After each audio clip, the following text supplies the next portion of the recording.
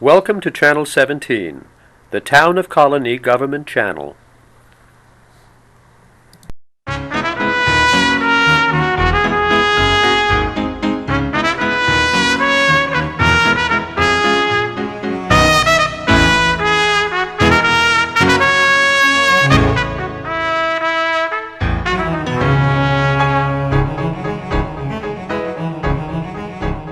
My name is Kevin Morgan.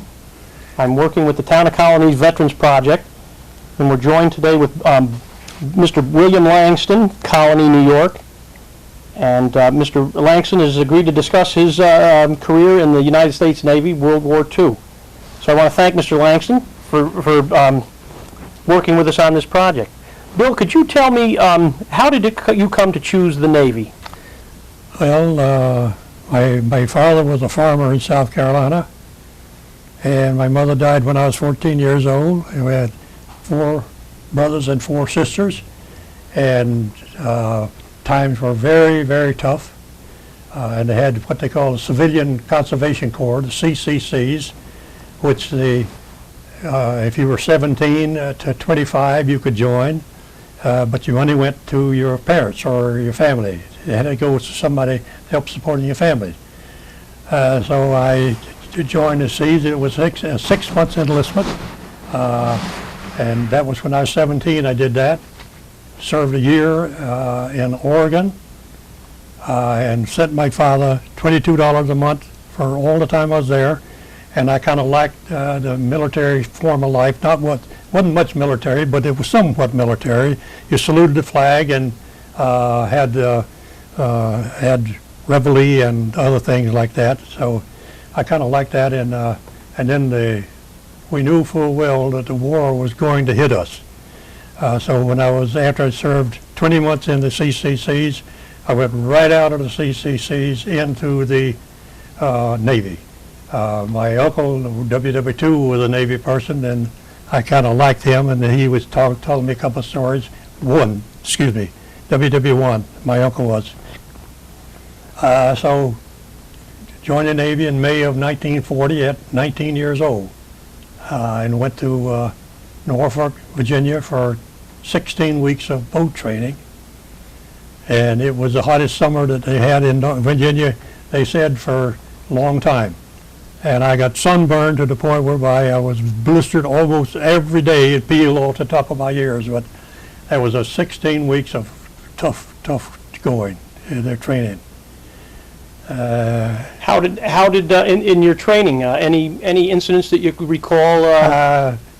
Incidents that I had was a gentleman you had to swim 100 yards before you could get your boot leave, what was referred to boot leave after your 16 weeks. And I even remember the man's name. He had a complexion somewhat like mine, about the same size, but that was the only resemblance. And his name was Whitehurst. And I asked him if he wanted me to do the swim for him. Maybe I was doing him a favor, but I hated to see him miss the boot leave because he couldn't swim. He was always mated about the 85 yards, and he couldn't make that last 15. So that was going to be done on a Saturday morning. So he didn't even come showing where the pool was, and they had all kinds of people there witnessing because he had tried it 3 times. And if he didn't qualify? He what would have happened? He was been shipped out without the boot leave. Well, they told him that. Whether or not they would have carried through with that or not, I don't really know. But it had the threat that he wouldn't be able to continue. That's right. They wanted to intimidate him or either entice him to swim or not to swim. So whatever. So I've often wondered if I did him a favor after having served 3.5 years in a war. If he had to do any abandoned ship. So, but anyway, I went down on Saturday morning and qualified for him. And the last 15 yards, I almost didn't make it because I was floundering in the water just like he was supposed to have been. And people were shouting, "Come on, Whitehurst! Come on, Whitehurst! Come on, Whitehurst!" And I'd learned to swim in the river, and I could have swum 300 yards if you had to. But anyway, and he passed his course aside because from of you. That, there was an ice cream incident there. People that were ahead of you got more liberty than you. So in the 16 weeks, for the first month, you absolutely was confined to your barracks almost continuously for the time. So, and it was summertime, and there was a guy that came 3 times and picked up money to buy ice cream with, and 2 times of the 3 times he was successful in bringing it back. But the 3rd time he collected $25 for ice cream and didn't show. You never saw him You again. were talking about a mad bunch of sailors. They would have strangled him if they got it hold. He never showed up at all. He must have shipped out with the $25.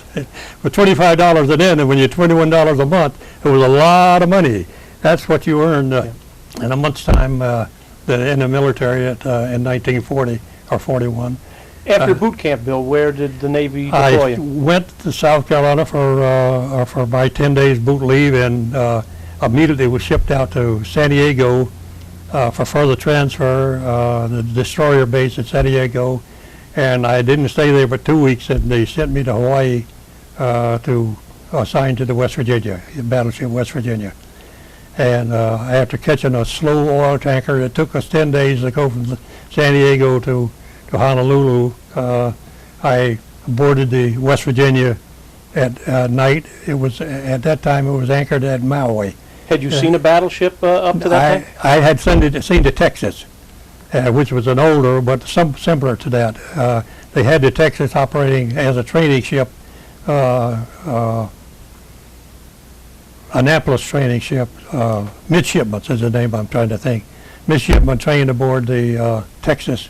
And we had a friend that was a midshipman, but so we got a chance to go aboard the Texas, just a little sightseeing thing. But that was the only time. Did you have any voice in what ship you were assigned to? None whatever. I never did have a voice in a whole length of time as in the Navy. You ordered a little bit by doing different things, or maybe your You could influence it slightly. influence your location. If like I went to school for several years later in Cleveland, and it was influenced by what coast you could go to, because if you had a good enough mark on your grade out of your diesel school, you had an opportunity to select east or west coast, which was, in some cases, it was an important situation. So you were sent to Hawaii. Yeah. You joined up with the West And that Virginia. was What was in- your first impression of the West Virginia? It was really boggle your mind, because everything, all the bright work on it was absolutely spotless, even though it was salt water sprays all the time. And I wondered when you first looked at it and you could see a reflection and anything was brass, how could they possibly do that? It was because 15 to 20 guys was shining that bright work every morning, and whether it was needed to be not, you was cleaning it. And then So the ship was a bit of a marvel to you. absolutely, that was to say the least. And there were 1,600 men aboarded, and they had movies every night, and the chow was pretty good. They stayed in Hawaii. What was your rank at that point? Seaman second class. And because- what did your typical duties entail? Shine bright work and Holy Stone decks. West Virginia had wood decks that I don't know where you people know what a Holy Stone is. It's look like a half a fire brick. You know what fire bricks are? The yellowish brick that they lay up, and they're fire resistant. And they would break those brick in half. And the brick is very, very hard, meaning that it don't crumble like normal brick. It's hard. And then they drill a little hole in the top where a broom handle would fit in the center of that half of Holy Stone. And you catch the broom handle. No, it was Holy Stone handle, not broom handles. They were made for that. And it would fit in that little slot on the brick. And you would catch it under the crook of your arm and both hands, and you'd rah, rah, rah, rah, rah, rah, piece of deck, and move it over another board, rah, rah, rah, rah, rah, and you'd clean a section about 18 inches wide. Whether it needed to clean, it would look like a bread tray, but that's how you kept it looking like that. If you ever spilled a drop of paint on it, you'd been shot at sunrise. Anyway, that's how they kept it so clean. That was what you do. You, aside from your gun stations that you had, which you immediately developed a gun station if you were a seaman on top side. And what was your? I was a 5.25, 5-inch 25 caliber ammunition handler. That was mean after the ready box had 25 rounds of ammunition in it. That's what most of the time you didn't use more than 25 rounds. And they were dummies. But they weighed exactly the same, and you couldn't tell them from a regular thing. So you were to take it out of the ready box, turn around and hand it to another person, and he in turn put it in the breech of the gun. And then you alternated between there was two people that handled that. So you were racing with the other crew to see how many shots you could get off in a given length of time. So there was a competition, oh, a yeah, that natural was competition? between the gun crews. See, there was 8 of these 5-inch 25 guns on the West Virginia. Were they open turret, open tub, or closed turret? It was open. Well, shield in front of the back to prevent the flash, but no turret. It was absolutely, the breeching of the gun was wide open to space, and as I say, it was just a kind of a hood or shroud over to prevent when you fired the gun from flaring back or burning the people, because you were standing there with the short sleeve shirt on, and well, as I said, actual gun practice was occasionally. You would fire occasionally, maybe once every. Well, I don't think I remember seeing over 3 or 4 in the year and a half I spent on the West Virginia. Big guns fired more than the 5-inch it did. So it was pre-war at this point. Yeah. And typically, what would the battleship's role be at that point? Would you go out on training missions? Oh yeah, you were out 10 days and in 10 days, and they split the two. There was 2 divisions of battleships, with each one had 4 battleships in it, and you stayed out 10 days, and then you was in port 10 days. But the other battleships, the other 4 wagons did not wasn't in together, except when you passed almost in, and whenever you were going in, they were coming out, and they used a whole 200, 300, 400 miles in and around Hawaiian Islands for their training. Was there much of a chance for you to interact with sailors off other battleships? There was a rivalry going up, but you usually stuck pretty much to your own ship as somebody to go aboard, the Liberty with when you was in Honolulu. Liberty was very restricted in Honolulu because of the number of military people there. 12 o'clock was the Liberty was over at 12 o'clock at night, unless you lived there. And in order to live there, you had to be an officer or an enlisted personnel. Would the 2 top ranks, first class or chief, could bring their wives or girlfriends or whatever there, and set up housekeeping. They had liberties overnight, purely because their rating, and they was restricted to that because of the number of people. They just couldn't have that many people. It wasn't available. Housing was not available. And the military, we didn't ever establish that was a home port, so the military had no obligation to furnish anybody that wasn't in the Navy, because that was never established as the Navy's home port. So for that year and a half we was there, prior to the war beginning, it was not a home port, so you had to pay your own way. Was there much of a class distinction between officers and enlisted men? There was no class, but there is a big difference between them. I mean, officers appears to be told immediately when they go into West Point or Annapolis that the enlisted personnel is to be kept in this place, and it's an absolute. Well, if you didn't have any built-up animosity in you, and I never did myself, most people didn't. Some people would get mad once they got mad with an officer. They was mad with all officers, but I never did have that kind of a disposition. So you respected them, and they had their job to do, and you had yours, and you referred to them until they got to be a commander as Mr. An ensign and all the rest of the, up to a lieutenant commander, was Mr. by his last name. After you passed commander, you referred to him as commander or captain or admiral, Well, I didn't have any dealings with the admirals. Never even seen one. We had him aboard ship, but you never did see him anyway. Now describe your job. You said you was seaman second class initially, but then you had told me at one point you had another position on the ship. Can you tell me how that came about? I wanted to get into something besides machinist made on a gun. And the engineers force offered you almost any trade that you wanted to go into, meaning mechanical trade. You had diesel engines aboard, you had steam engines aboard, and you have all kinds of pumps and whatever, et cetera, et cetera.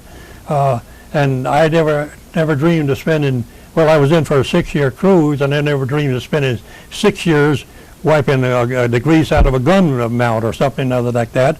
Or, well, you did graduate from not having to shine bright work and things, but you know, you couldn't see no war coming along, so you didn't know anything about that. So I wanted to get where I could learn a trade if I wanted to go out. Well, a long ways in helping you learn a trade, you know. Well, I had a boatswain mate that had 12 or 14 years in, and like usual, they were short-handed with everybody, and they didn't want to lose anybody. So I put 3 request shits, they call them there, to get transferred to M Division, which was machinist, machinery division. For M was machinery. No way. He disapproved them, and the minute he disapproved them, that's as far as the request got. It didn't even get to the division officer. Had the enlisted personnel vetoed it, you were sunk right then and there. He was the last word. Well, he didn't even go any further. Should not have been the last word, but it didn't go any further because they respected him, said, well, he wants to keep that guy, so, and it wasn't just that guy, it was a warm body he wanted to keep, and it wasn't that you were any better than the other guys, it was just that you were another working person.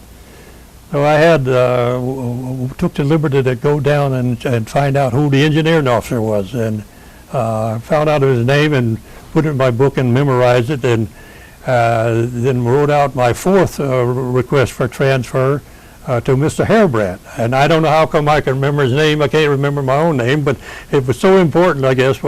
His name was Commander Hairbrandt. And I went down to see him, and I tell him, well, I didn't have a high school education, and that was a strike against me. I had only 3 years of high school, and I quit during the siege before, so I could help my father out. Well, that's what I used for the excuse anyway.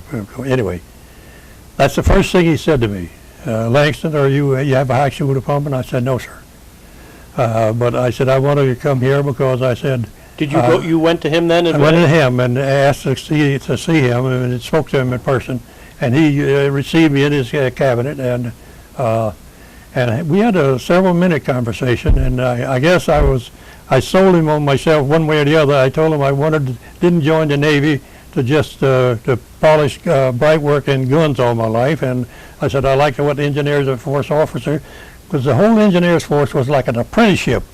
You could switch back and forth through a machinist mate, motor machinist mate, electrician, boiler tender, water tender, or a boiler maker, and ship fitter. There was about several things and you stayed a while and you said, okay, I think I'd like that. I could have become an electrician just as easy to become a motor machinist mate, because you have that opportunity after you'd been there in a while to switch to back and jump back and forth.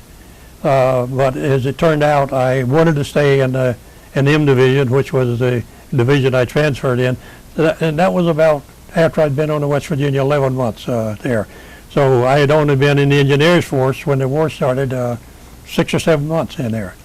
But then you change your rate. You've got first class seaman, which was an upgrade, of course, from second class seaman. And then whenever I was a first class seaman when I transferred in the M Division. And then they give you a few weeks, and then you got an examination. Very like a formality examination, you know. You couldn't fail it, you know. And you changed the rate then from seaman to fireman, and they switched you like fireman second class equal to pay as a seaman first class, because there was no third class PO petty officer in the rank that I went in. So you went fireman second, first, and then you jump to second class machinist mate. And that don't make sense to you, I know, but if you lived it, you'd understand what it means. But anyway, you got the opportunity to change yourself from, you know, and become permanently in the engineers force. They couldn't transfer you out then, or would not transfer you. So you made that grade, and got where you wanted to be. Made that, and And that's what I was when they 6 or 7 months later when the war broke out. I was a first-class fireman. Nothing to do with fighting a fire. It was firemen are like apprentice machinists in the engineers force. If you heard a guy's fireman, he is taking his apprenticeship course, and I'm using that because that's a civilian term that you understand.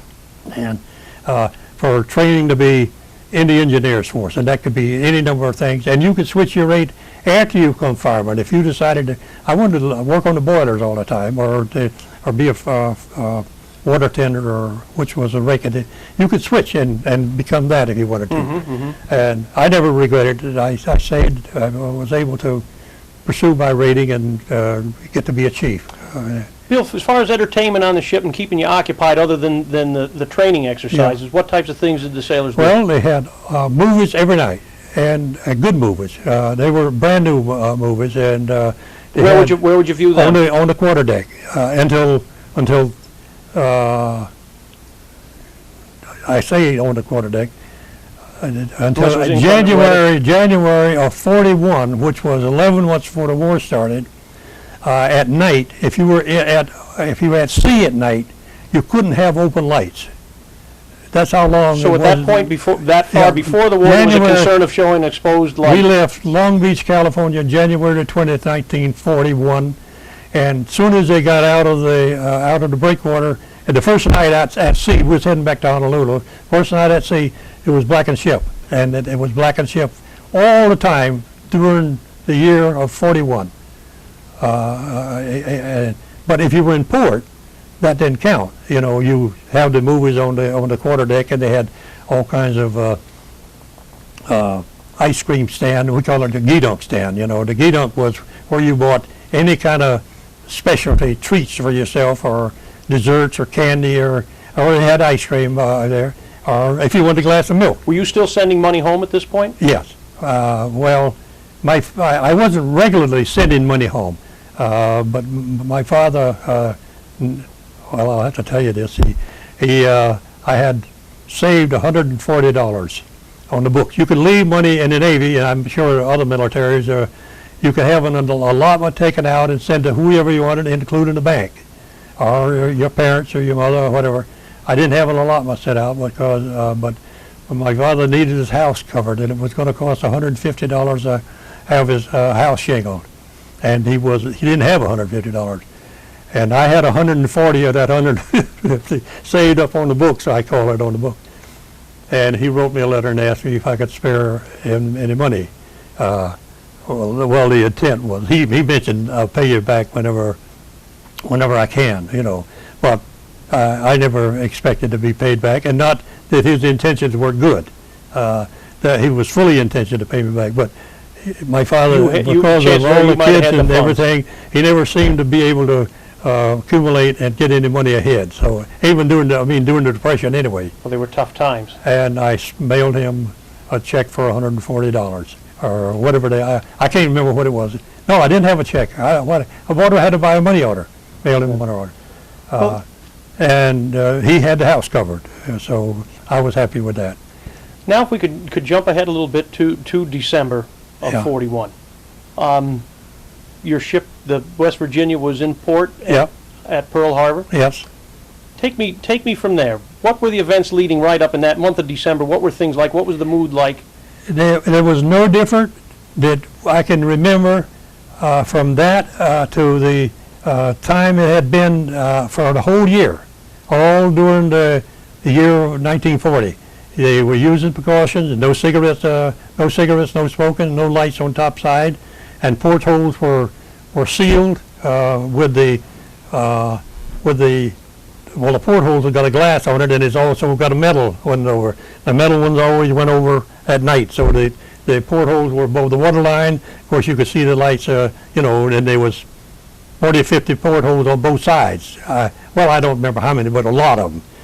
It was every porthole every 4, 5, or 6 feet. You could see a porthole, and you could open the portholes for getting air into each compartment. But as far as the fear of attack, it was never talked about, except when it was talked about, it was talked about in a manner that the Navy was very, very white conscious, white people conscious at that time, race conscious. And because the Navy only allowed, well, all the military only allowed whites in their services, excepting for officers and mess attendants. They referred to Japanese as a colored race, and they wasn't half as smart as the white people. And it wouldn't be no war. It would arrogance be, almost? Yeah, it would be. It was arrogant. And to a point whereby it was, if it was spoke of, it said they have only had battles with Oriental people. And it was referred to, we'll go before breakfast some morning and clean up that Japanese Navy. They were trying to turn along how insignificant they would be for the American Navy to take them on. Did you have a radio on board ship to keep up with news from home and things? Yes, we did. Well, home in Honolulu, you wouldn't hear anything except the local news, but there was also the paper. The West Virginia published a newspaper every morning, and it was like Melissa's got there, maybe 4 or 5 sheets, and they would have headings on it, and especially when the war was going on in Europe. You see, at that time, the war started in 1939 in Europe, so it was war news, and but there was never much about Japan, and even Japan was mutilating China and Manchuria. It wasn't like an intense war like the European war. You know, Hitler was big. He made headlines by his advances in Europe. Yes, and he had. Well, I don't know why they didn't mention much about Japan. So as a sailor, at that point, you didn't feel a threat from Japan? No, not Japan. As a matter of fact, the morning the raid was there, it was said, and maybe I didn't say it, but it was said there must be German pilots flying those ships, planes, because they had the beat ball on them, the red thing on them, the Japanese marking. The rising sun. But see, we'd been brainwashed to the point where they couldn't fly it off of a carrier if they tried, because it would never be that smart. So take me, what time did you wake up December 7th? What was your day going to entail? My day, I was what they referred to as a mess cook at that time. A mess cook has 20 men, of the same 20 men all the time, and you were selected for 3 months mess cooking, and that's a part of your deal to get into any division. Nobody got away without mess cooking. You start in the bottom row. It started. You took care of 20 men, or 21, 22, 3 tables full. And you brought the chow down a flight of stairs from the galley, and you set up your table. And what time did you wake up that morning? 6:30, 7 o'clock, but Sunday was an exception. You fed the men at 8 o'clock. Needless to say, we didn't feed the guys that morning, because Sunday morning breakfast was at 8 o'clock. And you served those guys, and you cleaned up the mess, and the table where we ate was living quarters. You put the table up on the ceiling, not on the ceiling, but hook it in a storage. Carries storage there. You had to have 2 guys. You had to get your buddy that was mess cooking with you, because we had, the end division had 6 tables. No, 8 tables. 8 tables. 3 mess cooks working all the time. So you'd change off the work that you couldn't do, like hoisting the tables up and hanging them up over the overhead, and then folding up the legs, and they had hooks on them to that. And that place, living quarters, became sleeping quarters for night also. So you had to take those tables down 3 times a day and put them up 3 times a day. In the morning, you got them up as quick as you could, because if they had any activity going on in that compartment, well, you had a limited amount of time, and you did it, because it had been determined how long it would take you, and if you didn't do it in that length of time, you were corking off somewhere. You know, you weren't doing your job. So it was pretty much routine, and I had finished. That morning, I had finished cleaning up my 20-man table, and was having a little rest, sitting on a bench that they had all the way around the compartments, and they had what they call Away the Catholic Church Party, because we didn't have a priest aboard the West Virginia, and the California had a priest, or no, the Pennsylvania, which is in dry dock.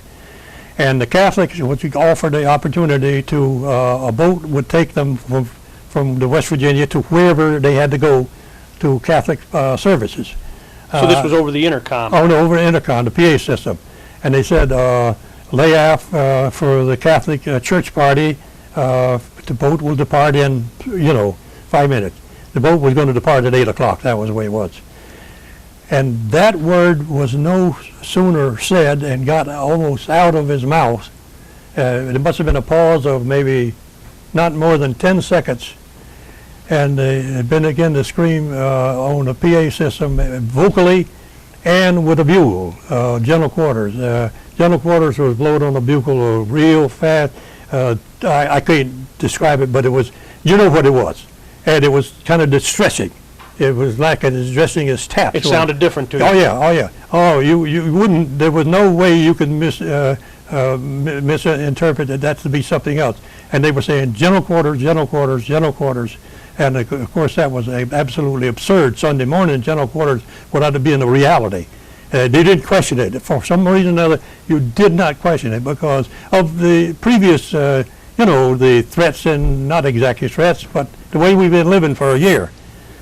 And I started, my GQ station was in a center motor room, which is as far down as you can go. Center motor room, they had a port, starboard, and center motor room. The West Virginia was an electric drive ship.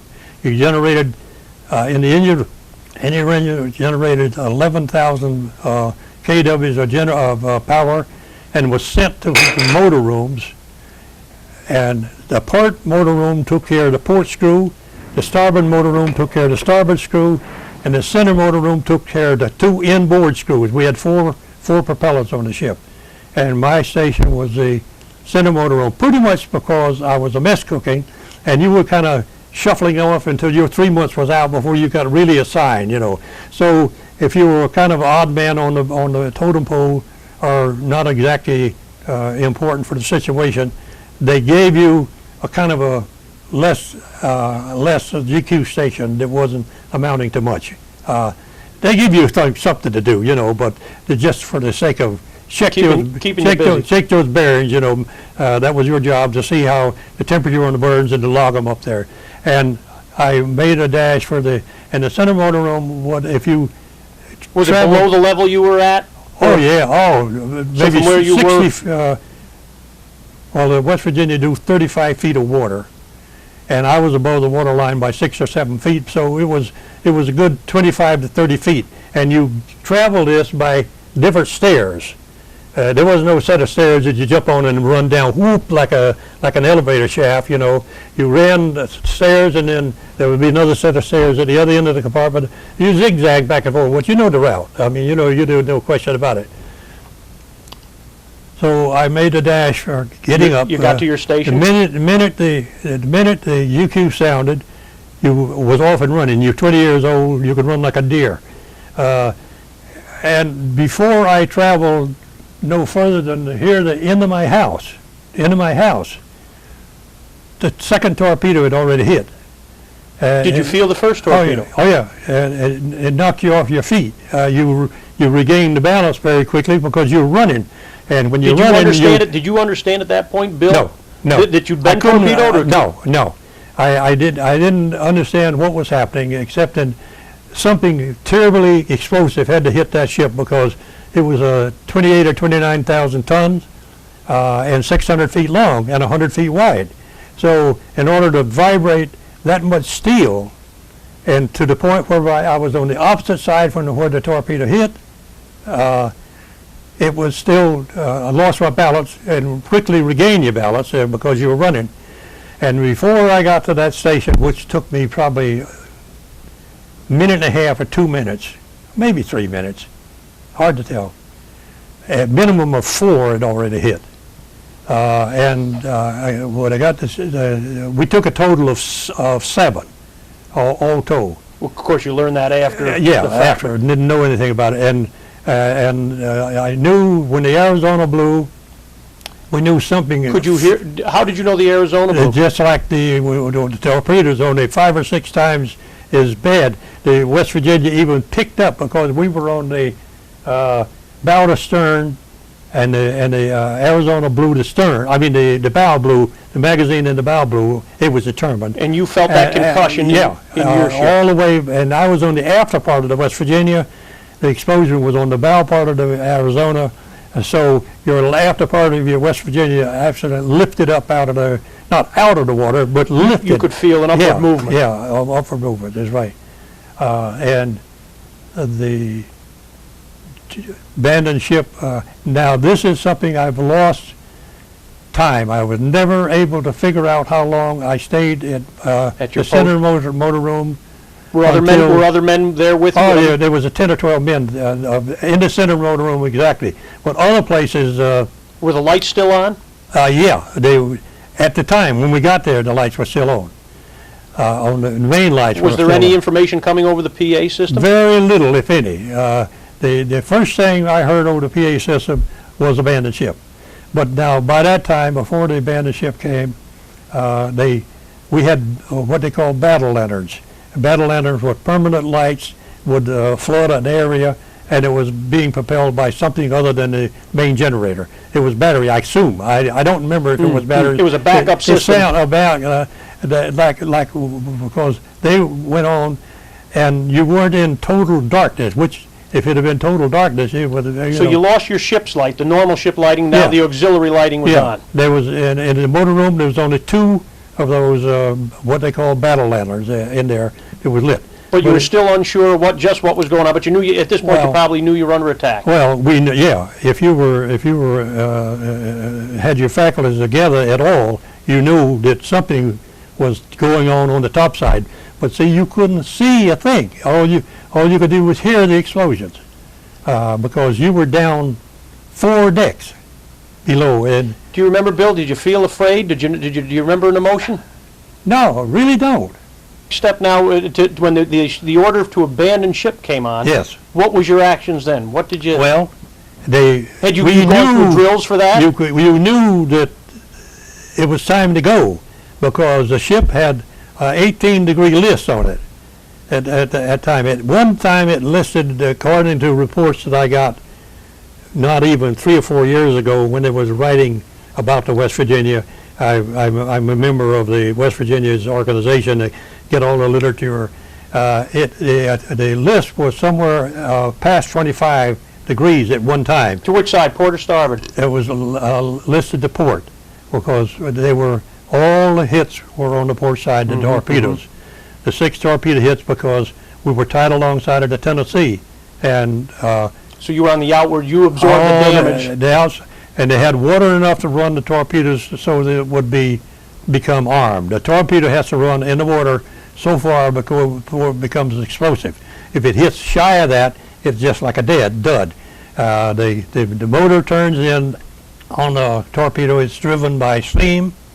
Alcohol is burned and generates, and there's a steam engine in over torpedo that generates the steam, and it's steam powered torpedo is. And some way or another in all this mechanism, it has to run in the water so long before it becomes armed. And on the port side was the only water that was a long enough travel distance for you in Pearl Harbor for the torpedo to become armed. Would you have ever been able to conceive of a torpedo attack at that point? Well, if you did, you know the armor piercing, it would take 4 torpedoes. That was another thing. It would take 4 torpedoes in exactly the same spot to penetrate that armor. And the second torpedo jumped in the engine room. I say that to people because it blew a hole in the side of the ship, big as this house almost, and 8 feet high and 16 to 20 feet long. The first torpedo did. Did any water come into the center motor room where you were? No, not while I was there, but later on it did because the whole ship got flooded from bow to stern. Were the watertight compartments yes, shut down? Well, I don't know what happened to them, but they didn't turn out to be foolproof. Was that an automatic function, or was that one that men had to be manually done? And I got a notion that it wasn't enough time. when the torpedoes started hitting, it was so quickly after you realized what was going to happen, like we were under attack, that they watertight compartments. And Sunday morning, you didn't have any watertight compartment closed up at all. Yeah. And there wasn't enough time from the time you knew you were being hit until you went, because can you imagine a hole in a ship that is Pearl Harbor was 45 feet deep, and we drew about 35, so the ship could sink 10 feet. Now that much pressure on anything, and you knock a hole in it that you can drive a Mack truck through, you imagine how quickly other side of that hole fills with water. Now, that Life magazine said there was 200,000 tons of water emptied into West Virginia within 5 minutes. And the only reason it didn't capsize was because somebody counterflooded. They got permission to counterflood. You always get permission. Somebody counterflooded and took on water on the starboard side, and it righted itself from that 28 degrees to about 15 to 17 degrees before it finally settled on the bottom. So you were down at about the lowest part of the ship, you said. Yeah. Trace your steps for us. How did you get out? And I say to start off with great difficulty. As you started out, because now at this time the ship is maximum listed. It's actually setting on the bottom at this time, and you were. They have what they call battleship linoleum in all of the compartments, living compartments and storage compartments. Battleship linoleum is no more than quarter-inch thick linoleum, and it's wall to wall, and it's a kind of a maroon color. That don't matter. But picture this, and it's solid, not in 12-foot pieces. It's down whole layers. You spray a little lube oil on this with the ship listed 15 to 18 degrees, and you're trying to walk on that then with nothing to, propel yourself like with. Ice skates. And the other compartments trying to get back up through the zigzag stairs were filled with smoke or fumes. It was very hard to breathe in. And the final compartment was, after you zigzagged several times there, you hit one of those battleship linoleum compartments that you couldn't walk. And did you pass many men? No, we were pretty much running together. And whenever you got to that apartment that was big, it was a storage compartment, and the hatch that leads you to the outside didn't have a ladder to it, because it was a cargo hatch. It was a 4x6 cargo hatch. It was opened up on the top side. Somebody had opened it, but there was no ladder that from here to the ceiling. Which was about how high? 7 or 8 feet. I don't know. So were you heading aft at this point? I was heading not exactly aft. I was just heading following the stairs. Okay. Any way you could follow the stairs, followed up there. So you get into this compartment, and no way were you going to walk there. And for whatever reason, you appeared about 10 to 15 men, linked arms, each, and spread all the way across that compartment. And they helped each other. Fed the guys that coming out of the engine room to the center. With the purpose being to help them to get up and out that hatch. They helped each other. Yeah. They made a human chain. You remember going up and out that hatch. And I got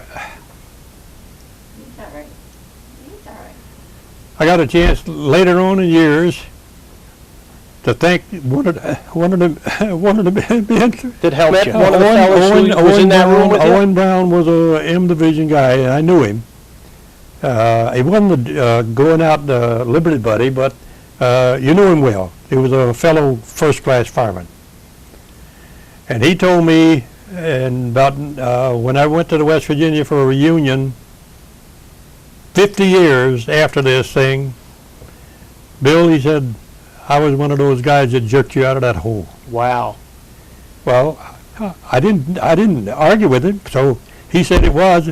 You put your arms up, and you couldn't reach the ceiling Your arms would be about 15, 18 inches that the guy had to reach. They were kneeling. No, not your body, Okay. just your arms. And you were 4 times as strong as you normally would be. So whenever they got you, when they got your arms, it was like a bag of potatoes. Oh, I see. You're saying from the top. They didn't ease you out because there's somebody else standing right there with the arms Yeah. up. 3 guys or 4 guys, however how many it took to do that with you, just grabbed you and it pitched you right out on the deck. And then it was your baby then, and the top side was just, you couldn't see for that time because, as I said, The ship was on I fire? don't know how long it had been since GQ. Yeah. I don't know what time of the day. GQ went at about 3 minutes to 8. Now I don't know whether this was 9 o'clock, quarter to 9, 9:15, or what. Yeah. But everything was ablaze. I mean, the Arizona had blue. The Oklahoma was right in front of us, upside down, with their screws sticking out of the water. The Nevada was another wagon. If it's named for states, it's a wagon. Now, I mean, then, if it was any wagon was named for a Cruisers state. were for cities. Cities, yeah. yeah. And So the Nevada was the only battleship that got underway. Did you see it moving? Yes, you could see it moving. Very, very slow, and you knew it was low in the water already. Would they have kept steam pressure? They must have had steam pressure. to do it. We had some steam pressure, but not enough to get that you were supposed to be able to get underway in 4 hours. That's all the steam pressure you had, because you had 8 fire rooms, and we were could only do 20 knots. It took a minimum of 4 of these fire rooms in order to get that ship underway. I don't know how the Nevada did it without it, unless they were just practicing and had more than one. But anyway, the Nevada in the middle of the channel was traveling, trying to get out. But then the planes were just... What was the morning like, Bill? What was the weather like? Oh, beautiful. I mean, absolutely gorgeous. Another beautiful day in Hawaii. Yeah, that's right. It was. You couldn't have asked for. The temperature was about 78 or 80 degrees, which is wintertime temperature in Hawaii. As I said, the California, So Tennessee was next door to us. So and you were tied along to the Tennessee? Alongside of the Tennessee with the only fenders, what we referred to as, there was big cane balls that the Navy bought.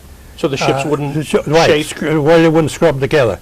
And those things, the closest the tide could put those ships was against that, so they had them often enough down there in between the ships that they wouldn't crush together.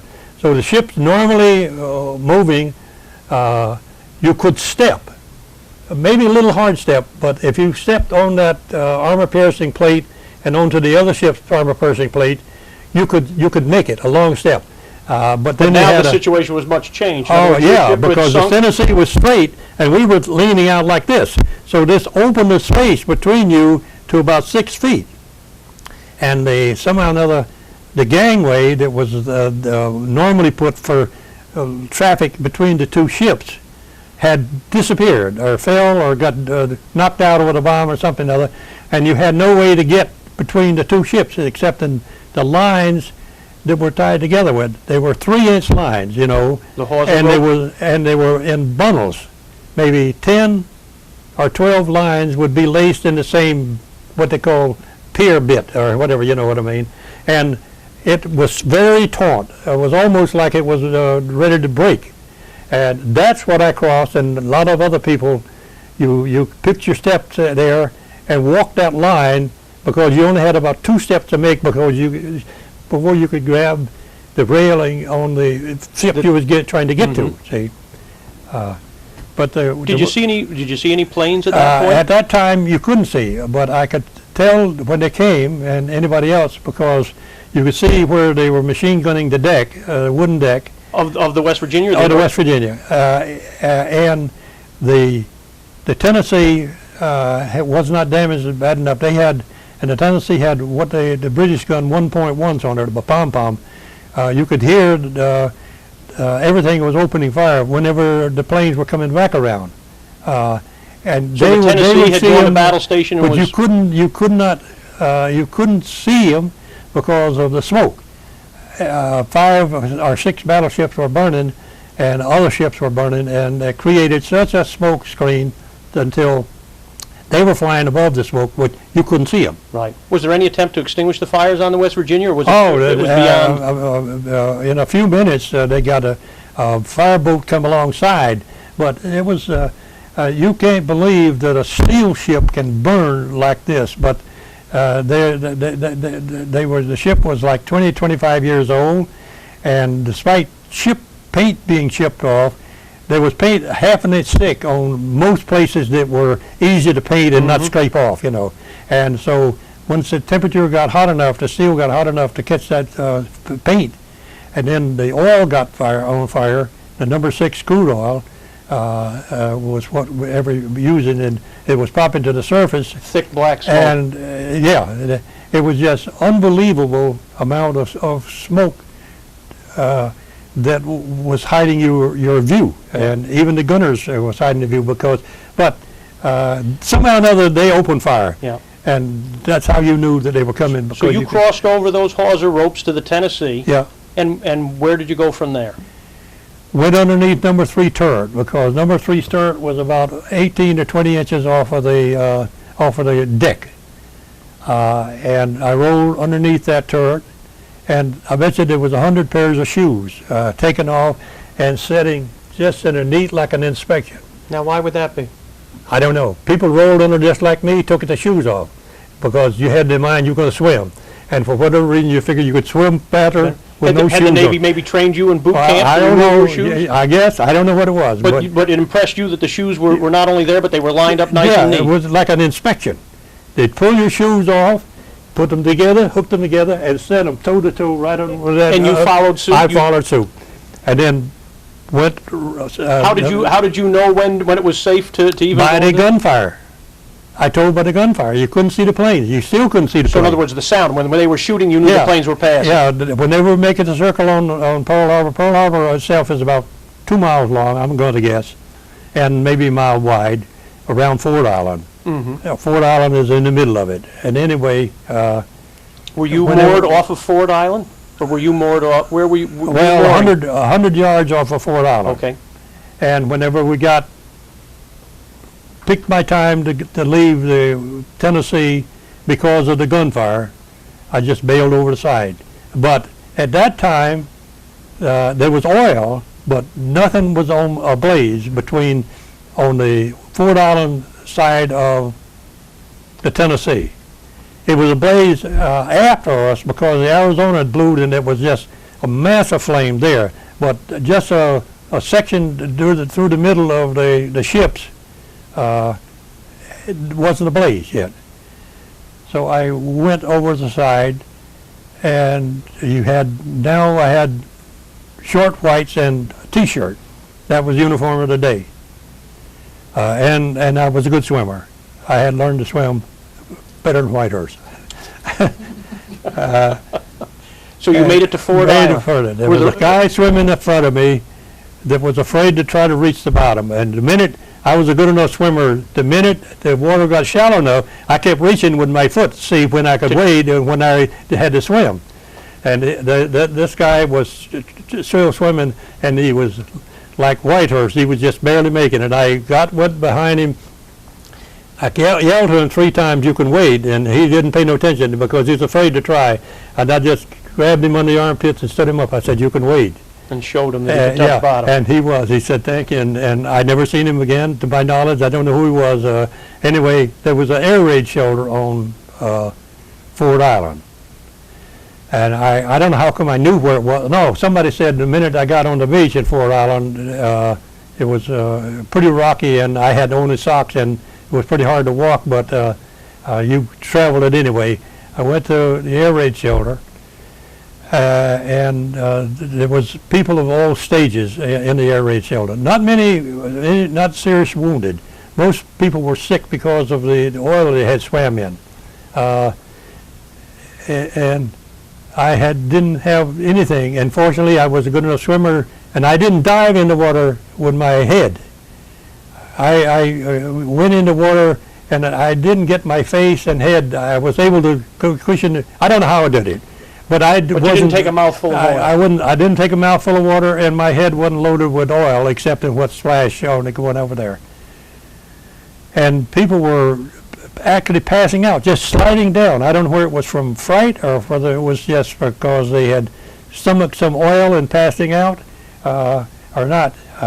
And some Marine officer said, stuck his head in there and said, if anybody doesn't have anything wrong with them, we need people to fight a fire aboard the California. And I said, I need a pair of shoes. And he said, go in my apartment, and it's there, and take what you can, find something you can wear and take it. And then to go back to California. So you went and got a pair of shoes I went and got a pair of sneakers, because he wore a size 9 and I wore 13s. And I took a kitchen knife out of a kitchen drawer and cut the toe right off of the sneaker and put them on. And then took off down for the California, which was maybe like 300-400 yards.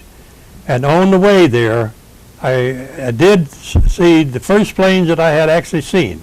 4, I'm assuming it was reconnaissance because they were pretty high, but I didn't know whether they were seeing me running, and I found a couple of bushes that I could hide under. You couldn't have seen me with a magnifying glass. And then got to the California, but when I got to the California, it was close enough to the dock. Normally, Fort Island, it was tied up to a dock that was ramped. You could ramp right over to there, see? And I started on the ramp, and the guy said, are you here to help fight the fire? And I said, yes. And he said, they're going to flood it. They're not going to put it, they're not going to attempt to put it out. It's electrical fire, and they can't put it out. So they were flooding the motor rooms or whatever the fire was on. I just turned around then, and then went, and this time it was about noontime, I think. And 2 Marines were setting up a machine gun. They had dug a little pit, and it was put because now we expected the Japs to come back. After they did all that damage, we expected they would make a return trip and try to take the island over maybe, or whatever. And I jumped in with those guys and said, what can I do? I was not an expert. I had boot camp. I'd worked a few times on machine guns and things. And they said, we need this cosmoline all over everything. And they had claws, and they gave me claws and cleaning fluid to cleaning up machine gun, 30 caliber, but hey, it was a gun. What was the scene from that emplacement, Bill? Was you looked out at the harbor? Well, you had to look every few minutes to say that absolutely couldn't believe it. You wouldn't. If you look the other way, you say what I'm seeing is not true. Cannot possibly be true.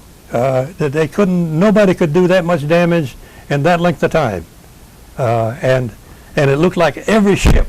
Almost every, there were 92 ships in the harbor, 8 battle wagons and 1 in dry dock. Pennsylvania was in dry dock, no, 7. And the old Utah, that was a target ship. But 7 very, very rugged battleships. 1 was in the harbor. Of all that 7, the Maryland, tied up to the Tennessee. Yeah, the Maryland. Got the least amount of damage. Now, I don't know that the Maryland got anything, but the Tennessee got 4 bomb hits. As a matter of fact, the Tennessee, they got a 500-pound bomb on the bridge that killed the captain on the West Virginia. What it did was the wooden deck that was there, when the bomb hit, it peeled off a piece of deck that was like, the deck was 3 inches thick to start with, and drove right through the Captain Vineyard's stomach on the West Virginia bridge. He was on the bridge already. So he was on the ship, and he came to the bridge and was killed by a piece of deck shrapnel from the Tennessee. And it just penetrated. What was the captain's name, Bill? I'll have to look it up. Bennington. But he was mortally wounded on the bridge. And because he directed over the PA system he wound up with the Congressional Medal of Honor because. Just 3 minutes left, that's all Okay. right. We'll put in another tape. Okay. So he wound up, I'm sorry, Well, I could tell you a little story about a mess attendant. His mess attendant was recommended for the Medal of Honor because he spread eagle over the captain. And he was the captain's orderly? Captain's orderly. And they said that he put just kneeled on his oath for us, and he was he was a heavyweight champion in the fleet, which was put him about 230. And the name Miller. I don't know whether you ever heard of him or not. Anyway, they recommended for this, but there again, I have to have race into the decade. They wound up with a Silver Star instead of the Medal of Honor, purely because he was black. His color. But he protected his captain. He was intended to. He tried to. He is on the Intrepids. Miller has got a picture of him. I mean, a whole wax figure in New York City on the Intrepids of Miller firing a machine gun. Supposedly he shot a couple of planes down, but that turned out to be phony. Actually, the story was that Miller was a good friend of a guy in M Division named Robert Reagan. And he come down and watched card games. Miller did, and I happened to know him because he was a friend of a guy in the M Division, a big, huge black man, 6'2" or 3, and was much of he was a boxer. And whenever I seen him down in the Intrepids when I went to pick down the medal up there, I didn't know all the things that he was supposed to have done. And incidentally, the man got killed on the Langston Bay whenever it went down over Tarara. That was an aircraft carrier. Aircraft carrier. They lost 1,000 men on it. It was a mini carrier. It was one of those things like an aircraft cruiser. It was a floating magazine, and the midget carriers were.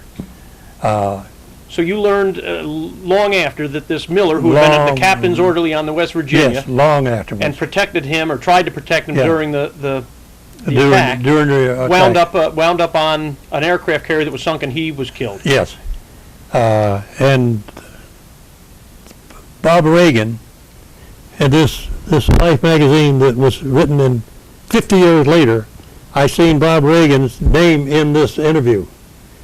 I called Life magazine to see if they could give me his telephone number, and they said, no, you write us a letter and we'll see that he gets it. I wrote him a letter, and 3 weeks later I got a letter from Bob Reagan, and he and I corresponded back and forth until he died. That's wonderful. He had spent 20 years in the Air Force after he got out of there, and he was a guy that, he was a colorful character. Bob was, that everybody knew. He drank like a fish and made an ass out of him every time he got drunk. But the next morning, you couldn't find a person that would be critical of Bob Reagan. He was just a guy that everybody liked. Well liked. Everybody liked. And he was trying to get in the Canadian Air Force, and he made a few derogatory remarks out of how scared he was the day after the change, and he said, and I wanted to go to the Canadian Air Force. He said, what the hell could I have done? He said, I was so scared I couldn't move in there. But that was Bob Reagan's the way of talking things, I tell you there. So now, if you can, we'll go back to that gun emplacement. You said you were with the 2 Marines. You were cleaning the machine gun off. It's about midday of December 7th. And dark came early like it does anywhere else. December, you get dark early, if it's in Hawaii or whatever the hell. Well, if it's in the wrong, and then the Enterprise came in. Enterprise being our aircraft carrier, came in, or not came into Pearl, but got close enough to take their planes off the deck, because the carrier never comes in the port with their planes aboard. They take them off and land them somewhere. They never get caught in the port with planes aboard, because they can't take them off. So you take off the planes long before you get in. They used to come to Fort Island. So what was happening, they took the planes off for whatever reason. Horsley, and that was Horsley's ship, he didn't know the mess we were in the Pearl. They hadn't got around to it. So he sent 5 planes in, and somebody opened fire on the first plane. They had the lights on. We could see the planes. The aircraft had its lights on. The aircraft off of the Enterprise, the 5 planes off the Enterprise. But natural daylight was gone. It was dusk now, or they were flying somewhat in some kind of a formation, or was coming in. So somebody opened up with a machine gun. It's just like you pulled a button on every gun in the harbor. Within a split second, the sky was red with tracers. A gun, tracers meaning, you know what a tracer phosphorus. is? The phosphorus. Yeah, every third or fourth bullet is heats cherry red, and you could see it and use it as a guide where you fire. Yeah. You can't aim, but you use the tracers. So the sky was red with tracers, and those poor bastards that were in those planes, they shot all 5 of them down within 2 or 3 minutes. Two were killed, 2 able to land some way or another without getting killed. One, I read it just recently. 1 was wounded pretty bad, 2 was killed, and 2 escaped pretty much unhurt. But they got word back to the Enterprise that they were being fired on. So of course, nobody knew why they were being fired on. That's all you tell them, we're being fired on. You don't know why you're being fired on. You don't know if it was friend or foe. Yeah, you don't know. You know what's going on. But you were on that airstrip somewhere near that? I was. The guys, the Marines, were fired. They were firing .30 caliber, and then I wasn't actually on any gun, but I was feeding the ammunition into the guy or hauled it out. We had stored some on a little plow before, because by this time we had several belts of ammunition all done. But .30 caliber is not anything to use at a plane, but we were fired. You know what I mean? But I have to think, Bill, that the tension must have been extraordinarily high. You couldn't blame anybody for that. No way you blame, because we expected them any minute to say, okay, they've landed so and so and so, and they were rumors about them being landed that you got, but it was purely rumors. There was nothing ever. Once he turned around with his fleet, he took off for Japan and never hesitated. But you had no way of knowing. No. So I spent the night on Fort Island, the night of the 7th, with those guys. We didn't have anything to eat. They didn't have anything to eat all night, and we spent no sleep. And the next morning, it was still nothing to eat, because everything was destroyed on Fort Island that could create food. And about 10:30 on the morning of the 8th, which was Monday morning, the motor launch come to Fort Island from the Navy's building that they receive people in, receiving station. And if you were able to say, well, at this time nobody knew me from nothing. They don't know Bill Langston has escaped to West Virginia, and you didn't know who escaped to West Virginia. You didn't have a clue, because most of the guys were on Fort Island was not people that you recognized. Mm-hmm.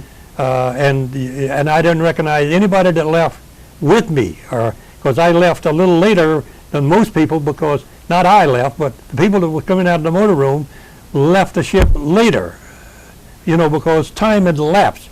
Most of the guys had abandoned ship already, because it took us 15 to 20 minutes after the abandoned ship to get to the topside. So I got aboard the motor launch the night on the next morning at about 10 o'clock, and finally somebody took my name down, my name and rank, and what ship he was off of it. And then that day went by, but they fed us. You went back to that receiving station? With still no clothes, no shoes. Was the harbor still aflame? Was there burning? Yes. It was. A lot of the smoke had died down, but some of the ships were still on fire, and the water was still on fire in the secluded spots, where the water had oil had drifted into, and because of the tide. And they fed.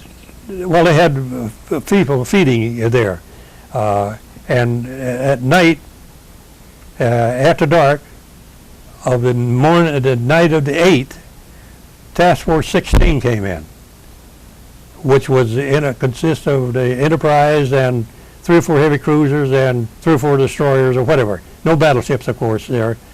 And When you say they came in, the came ship into sailed harbor. into the harbor? Did They you came into- see that? yeah, they came into the harbor.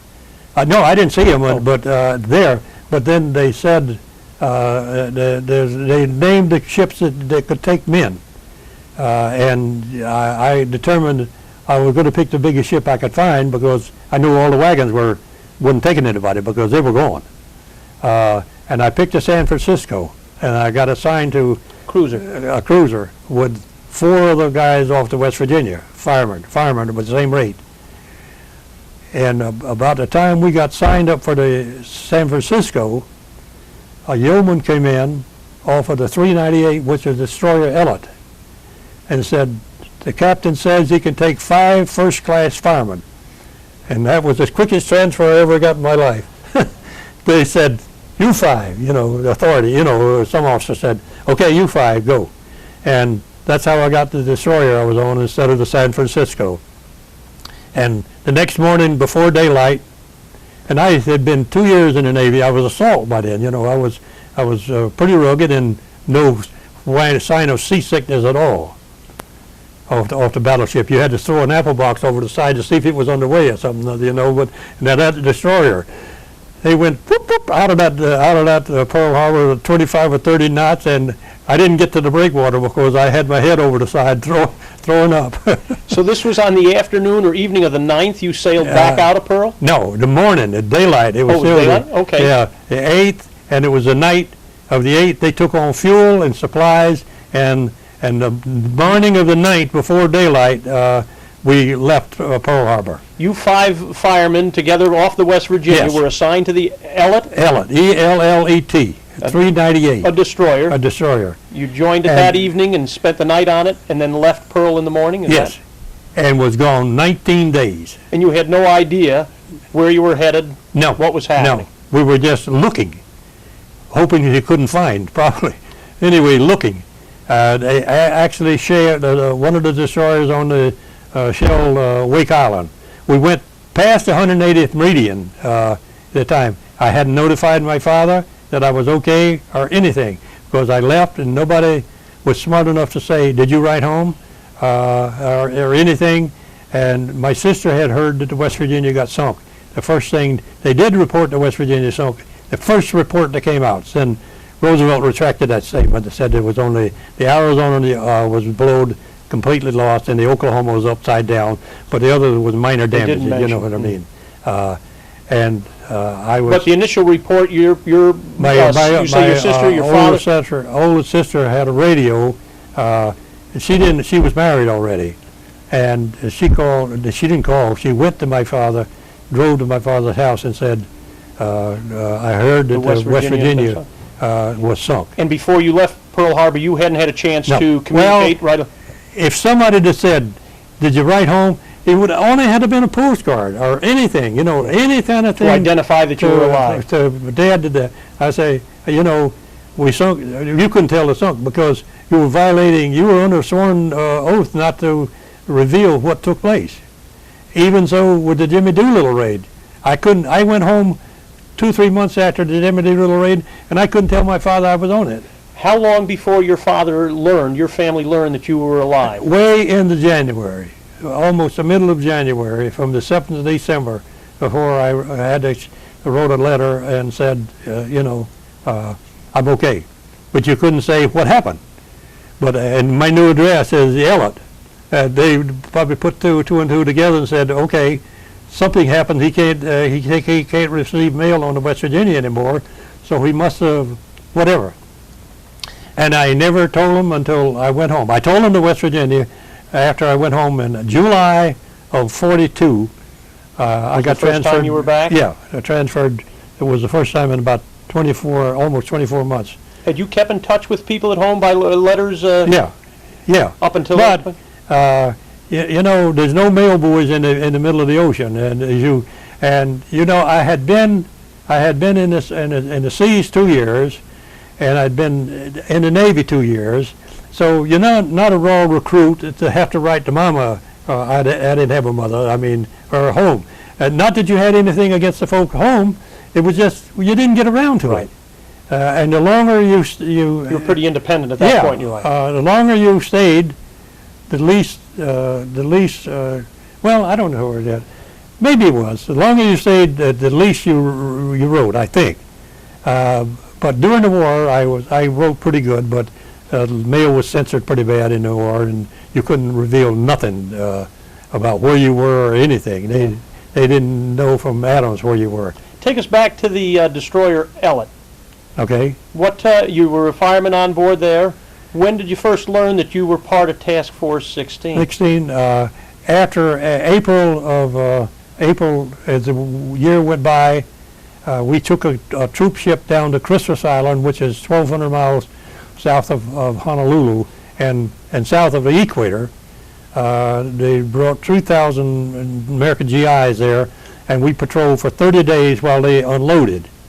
And we did that because the Ellet fuel capacity wasn't as much as most ships were, most destroyers.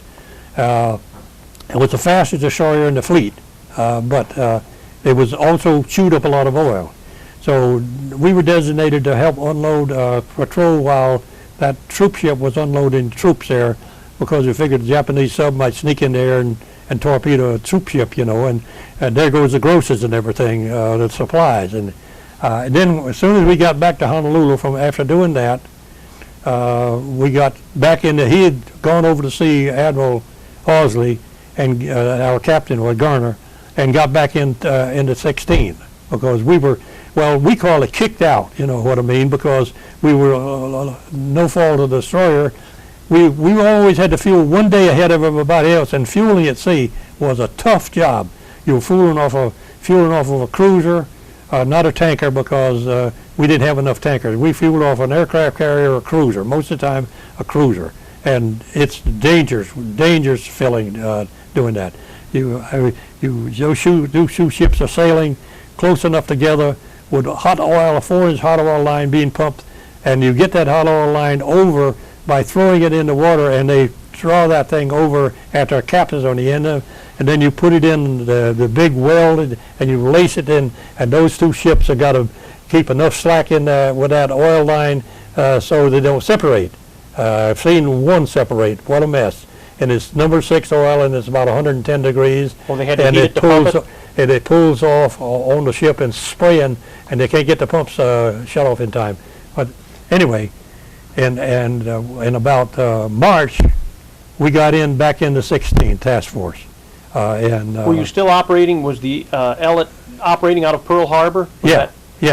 So you would come and go from Pearl Harbor? Absolutely. And you see the conditions, but you go and you cry every time you come in there, because you see the devastation. What's devastation is there. Did you ever go back out and visit the West Virginia? Yes.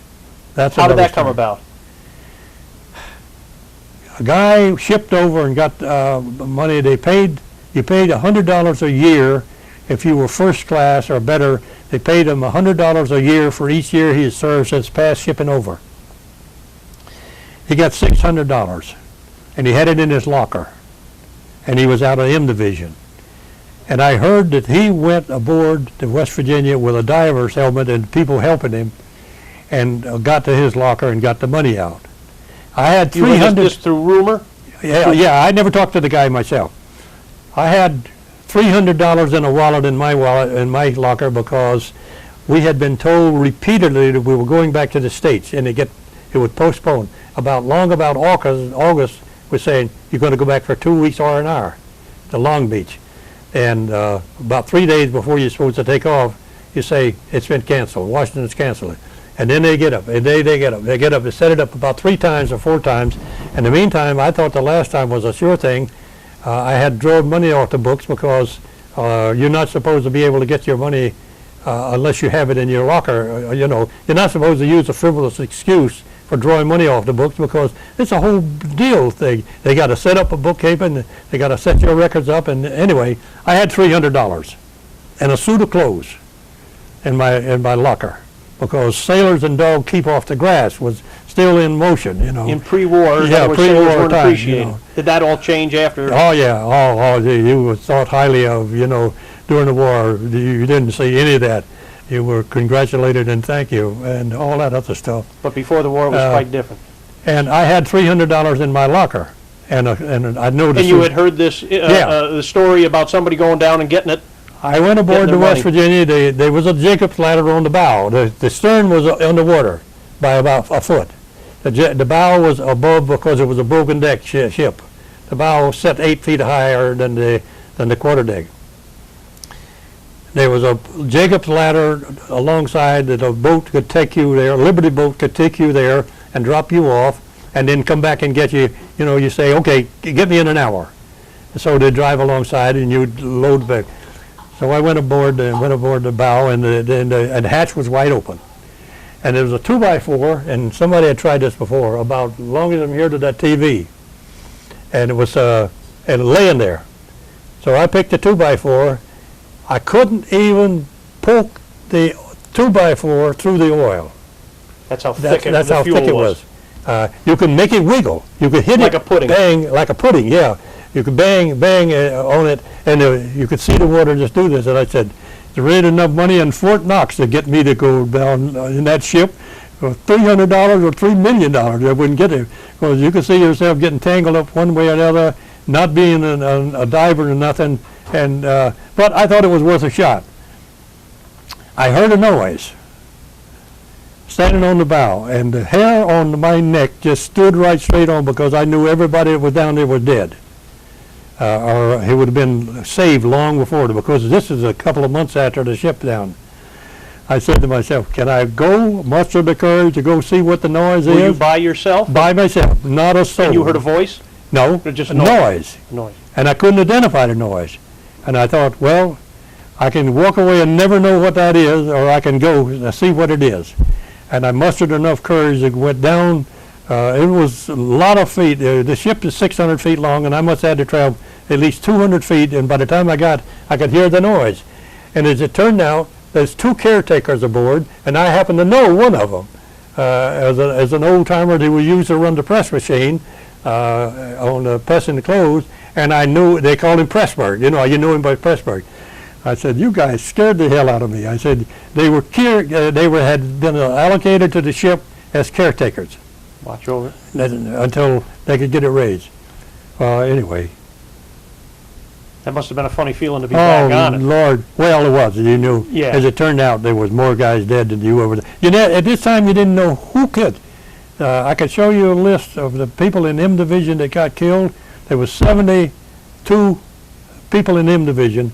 46 got killed. Wow. Because of the position you were in. You were below deck.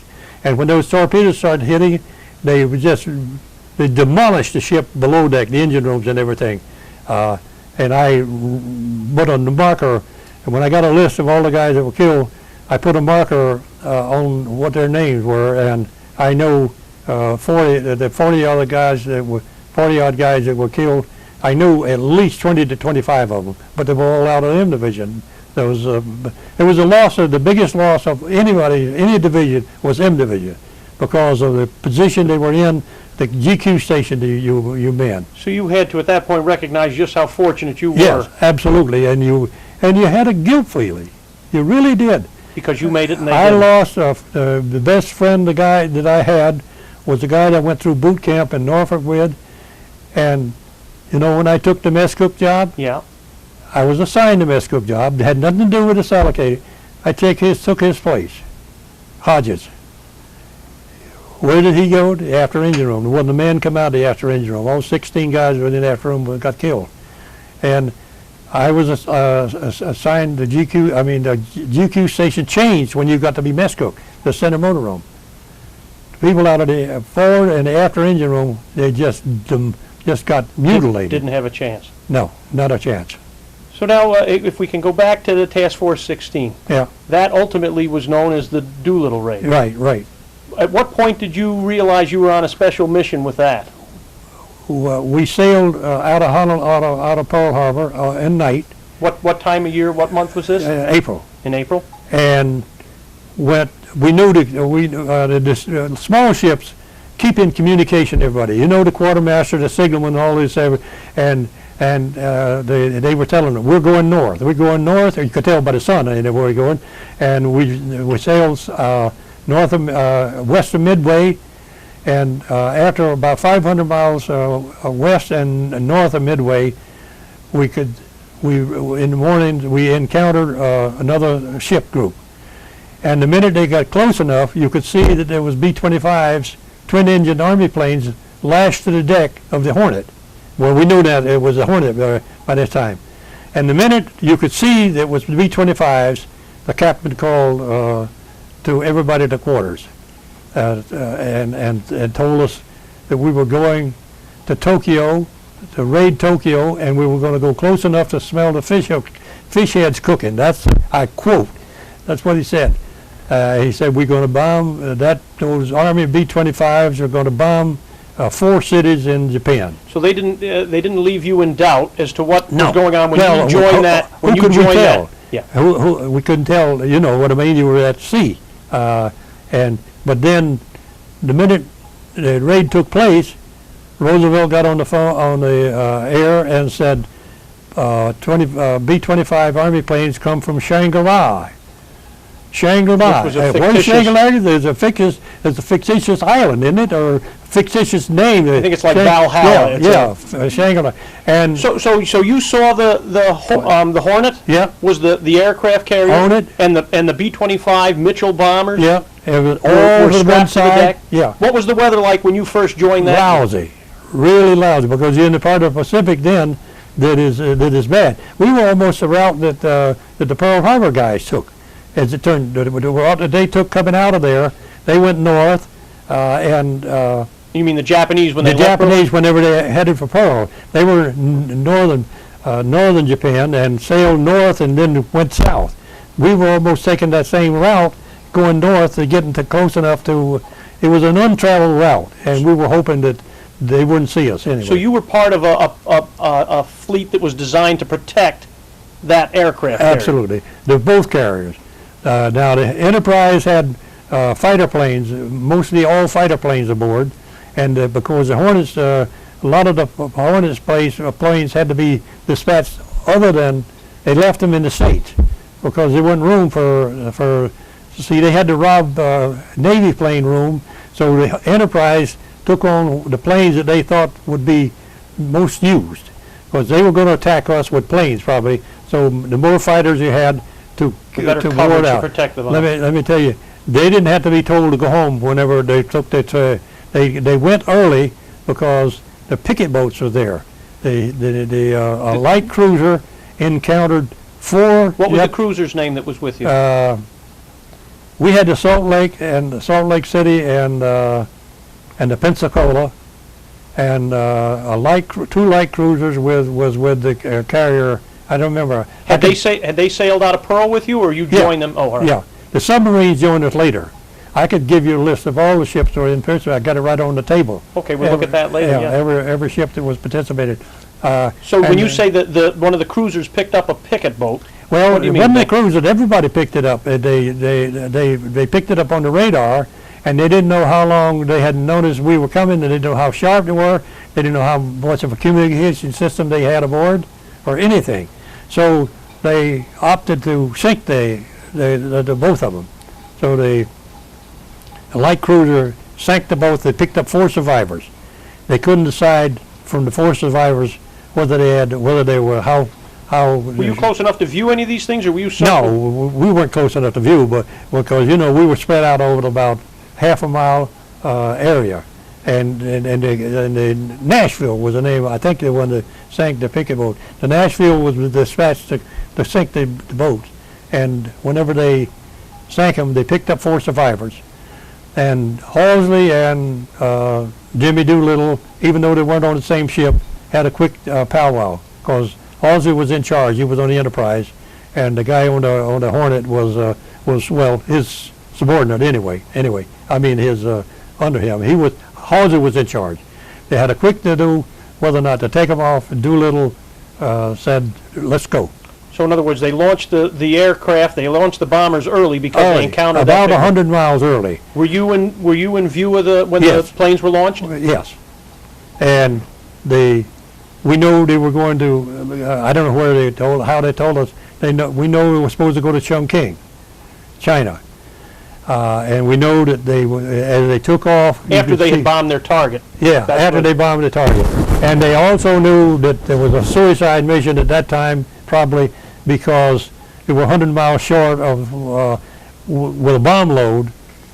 That shortened their trip 150 miles, probably on the other side after they dropped their load. So because they had 500-pound bombs, each one of them had two 500, I think it was, bombs, and they had to fly that extra 100 miles with their bomb. That payload. Yeah, and they dropped them, and the only plane that landed safe was one that went to Vladivostok in Russia. So they interned them, but they landed in Vladivostok safe. All the rest of them crash landed. What do you remember of the launching of the planes? What aircraft carrier could you see from the destroyer Ellet? Well, you could see the Enterprise. The Enterprise? Yeah. So you saw we could see the Hornet launching the planes, but we were at GQ, so you didn't have a ringside view, you know. But they let everybody look because it was such a history-making thing. And what was the mood on the ship? Oh, what was the mood on the ship? You cannot believe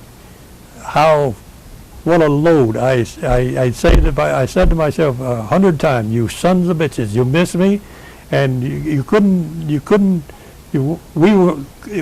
boasting that American plane would drop a bomb on Japan. And I said, 4 months, almost to the day after you destroyed the American fleet, you're getting your ass kicked. And that was the only time that we had done anything that represented a little win. Now later after that, we got a tie in the Coral Sea with the Lex went down. But until then, the British had lost out of Singapore. They had taken Singapore. They had taken the Philippines. Everything that they touched went like clockwork, the Japs.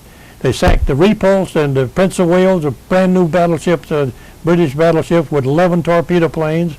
And we lost the Houston, which was a first-line cruiser in the Asiatic fleet through somebody. Well, so you took it personally, in a sense, yeah. In that sense, and everybody else sounded. Everybody else it was the greatest morale builder. Nothing in the 3 years and 8 months during the war satisfied me better than that little 13 planes. Even though we were almost after the Midway battle. Things went Allies' way, the United States way. After they sunk the 4 carriers. But your pride at that point was restored. It was, yeah. And the Midway battle was they referred to the Two Little Raid as a watershed that created the Midway battle because Yamamoto, who led the Pearl Harbor raid, also led the Midway thing, determined that the American aircraft carriers had to be sunk because. Well, they didn't know if we were going to do it again a second time. They obviously nobody thought about the fact that the Army could take off. Well, we didn't think about it. Somebody told me a B-25 can take off on the deck of a carrier with short as it was. You would have doubted 400 something feet. That was all it was. That's the only room they had to take them. They did have a JATO bomb on them, but to help them get off. But they didn't know whether that was going to work right or not either. So for the first time, they were on the defense. Yeah, right. That was. Whenever they said... Did a cheer go up on the ship when the planes took off? We kept listening. Yeah, cheering. It took a while for everybody to get off, and we kept listening to the Japanese radio to see if it went off the air or anything. But we imagined that we heard them go off the air about them. We couldn't even tell how long it took because they fly 200 miles an hour, 150 miles an hour, 250 miles an hour, and then loaded. How long is it going to take? How far are we really out? And they said 600 miles, 200 miles an hour, 600 miles takes a long time to fly, And so you as sailors were trying to figure out, anticipate when the bombs would be dropped so you could listen to see. Are they going to be lucky enough to fly in all the way to the cities without them? They were as much a surprise as they were for us, though. As it turned out, they were undetected completely. When did you hear of the results of that bombing raid? Well, we never really did hear the results of it, except whenever Doolittle made his way back to Washington. He got the Medal of Honor for leading the raid, and then they were saying the bombing was insignificant, but the morale but what it did to the American people, especially in the European, I mean in the Asiatic theater, you know what I mean, because everything we heard, everything was heard was, you know, down, down, down. You wondered if we were going to ever get to a point whereby we can, you know, give as good as we can send. And it took the Midway battle to do that. Whenever you couldn't believe that they got 4 carriers, and we lost 1 carrier, the Yorktown at Midway. And you couldn't, well, they got lucky. I tell you, they got lucky, and they had the code broke.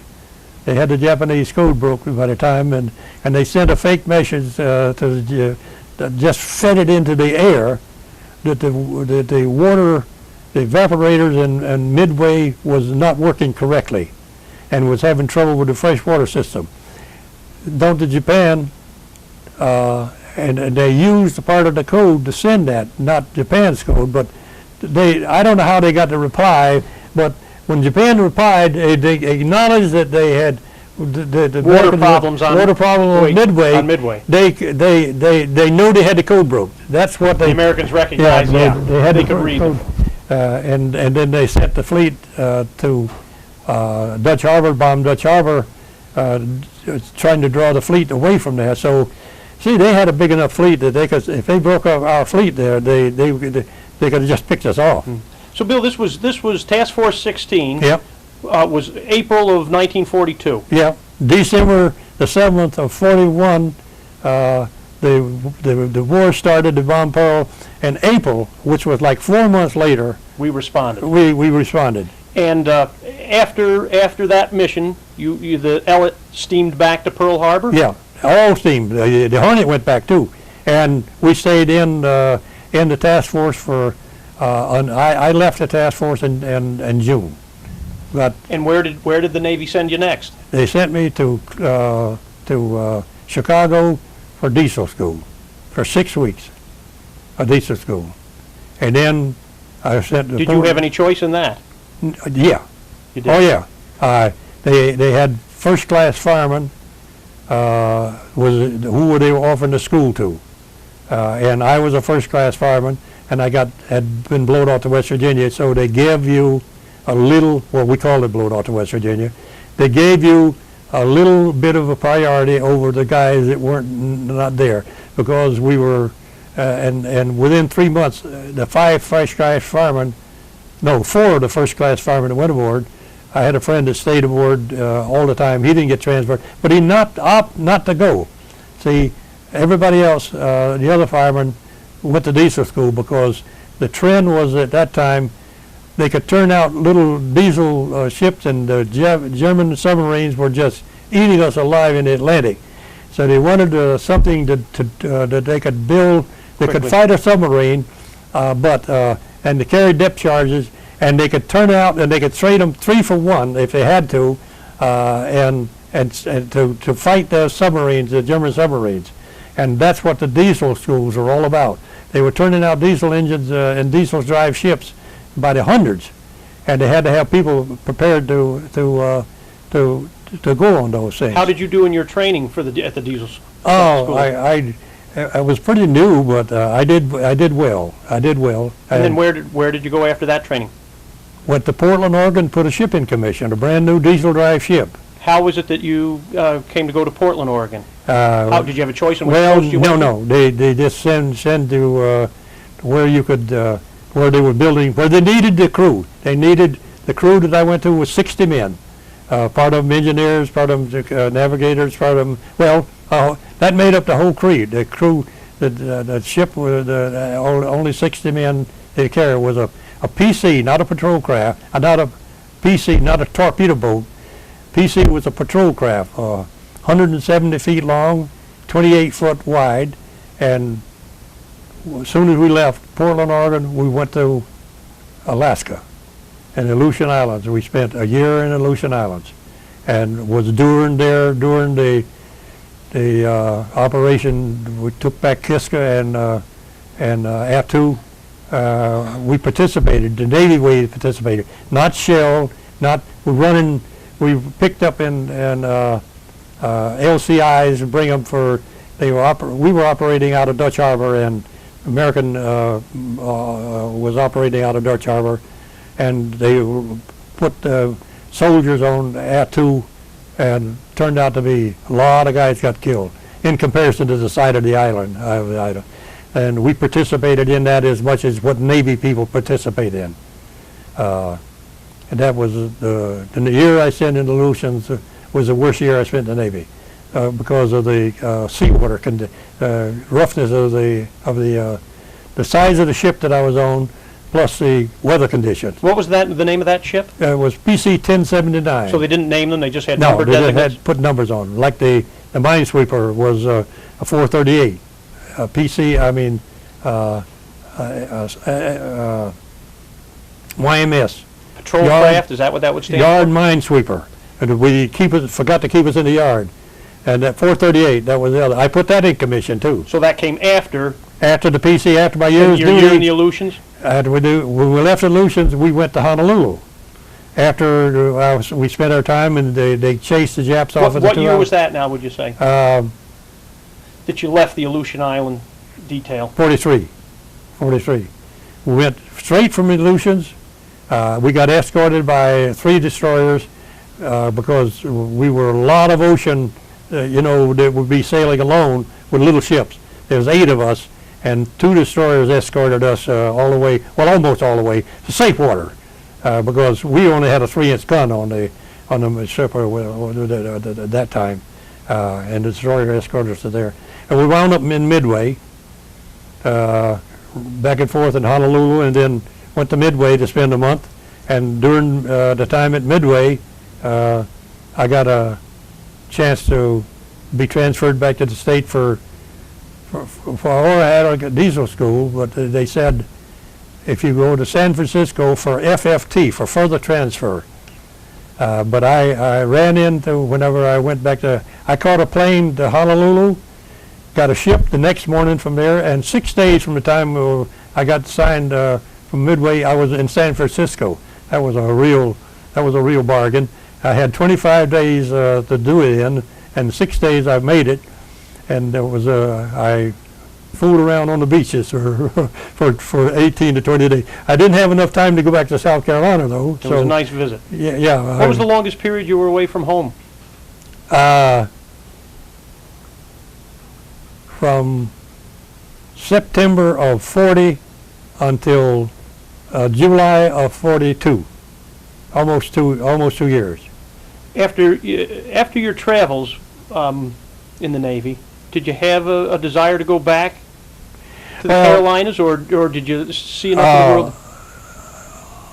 world? Carolina, I have a great relation with had a great relation with my father and my family.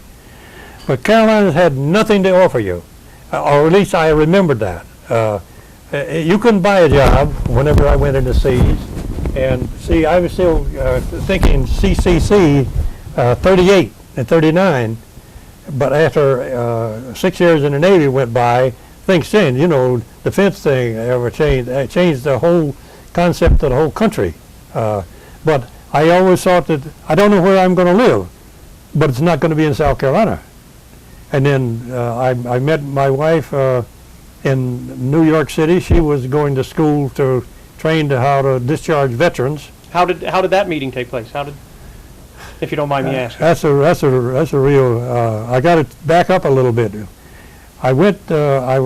Whenever I went to San Francisco from Midway, I ran into a boatswain mate that said, Captain Garner is in charge of small craft, and he's right here and on the base.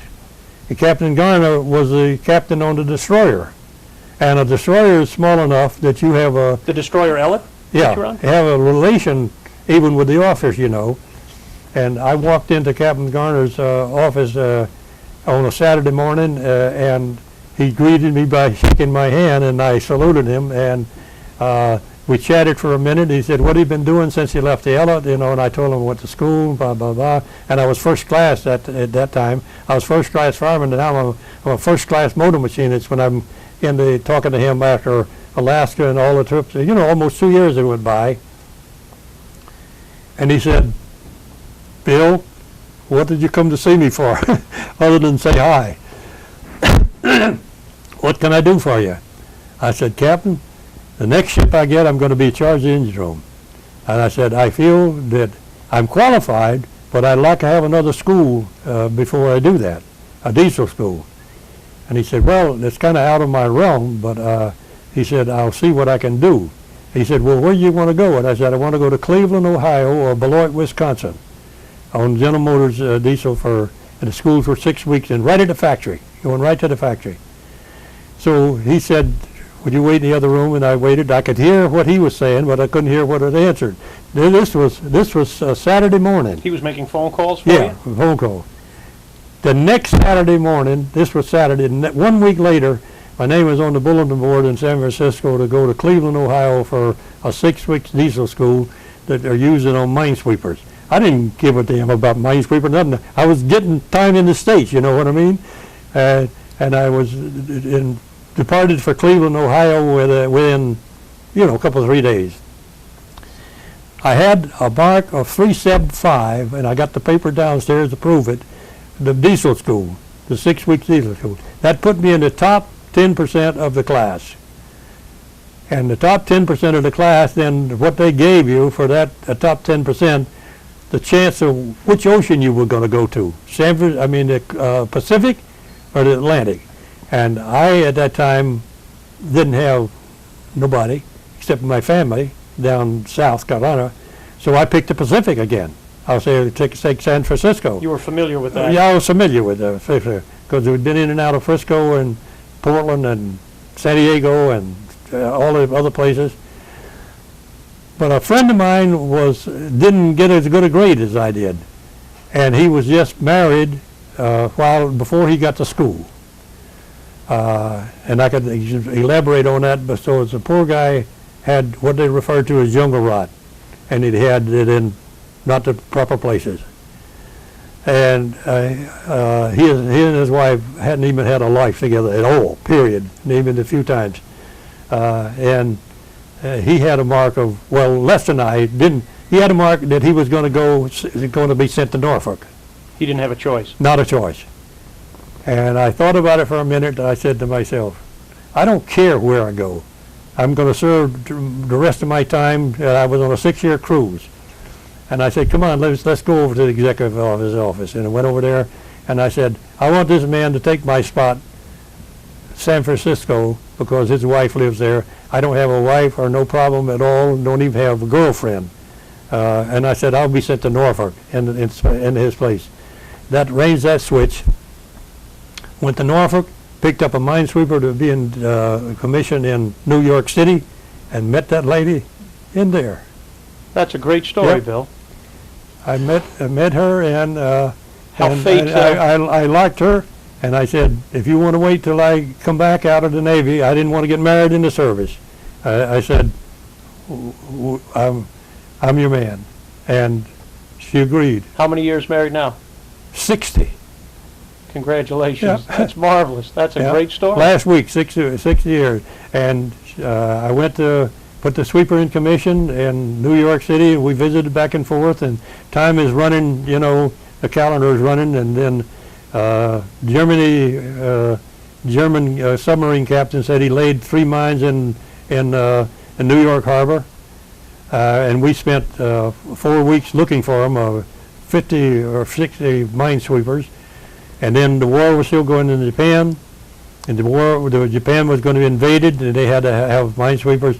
We went from New York City, locked through the Panama Canal, up to San Diego, and then took off and the first atomic bomb was dropped while we were off the coast of Mexico. And I asked the captain what was a nuclear physicist. That's what they refer to it, a nuclear physicist bomb. He said, I don't know, Chief, but it does a lot of damage. And then they began to tell, you know, you destroyed Hiroshima, and we went we were on the way to invade, but now the United States had laid on the inland sea, had laced everything with mines. So we went to Honolulu and kept going. It took us 45 days to get from New York City to Yokohama, Japan.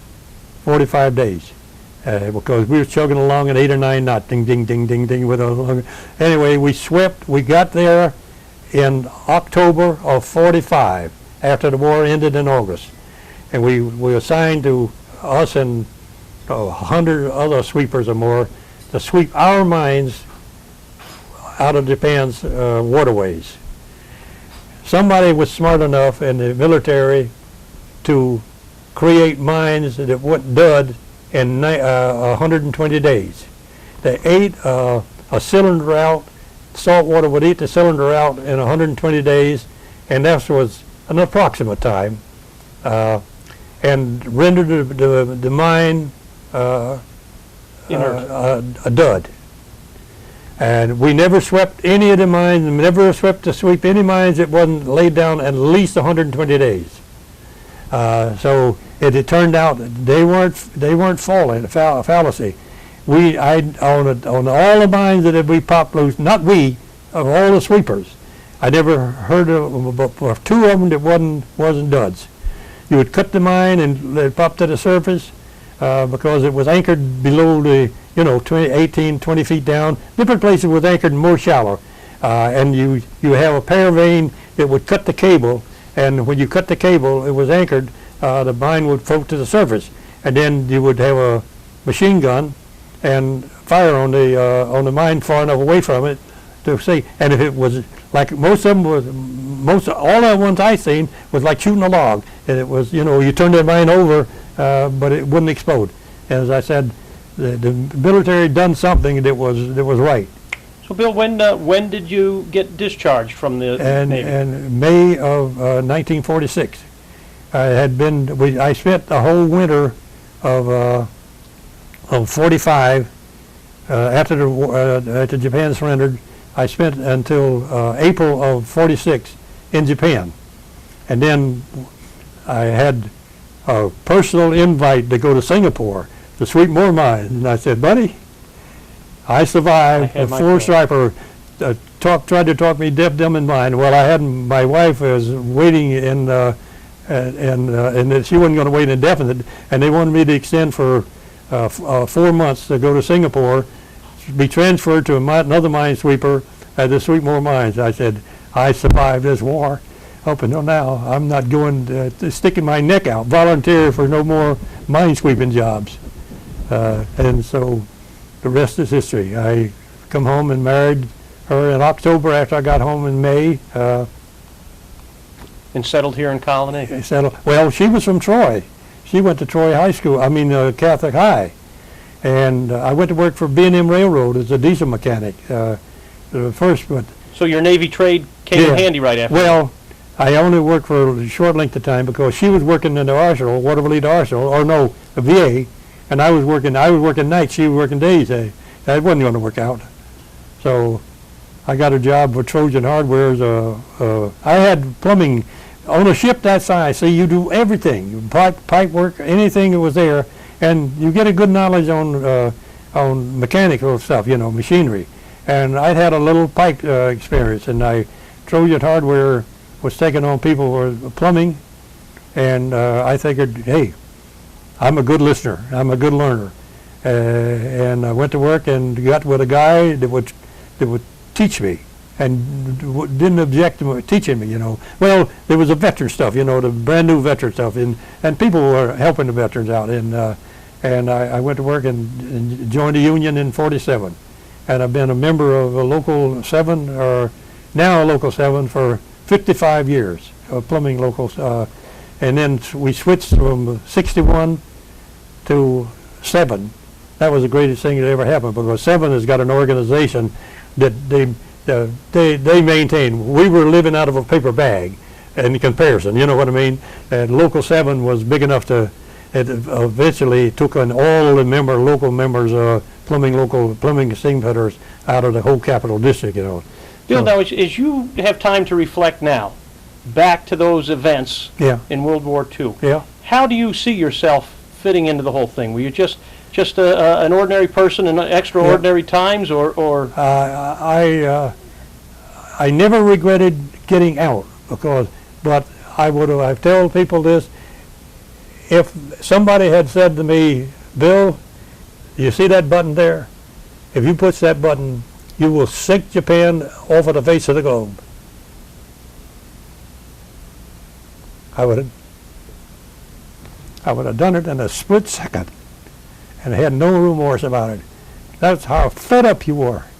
I mean, it well, was you lost just, a lot of good friends? it's just endless. It was everywhere you went. Of course, I enjoyed a little bit of peacetime prior, and I enjoyed a little peacetime after. I mean, the war ended So in August. would you say that would you resent that war began and No.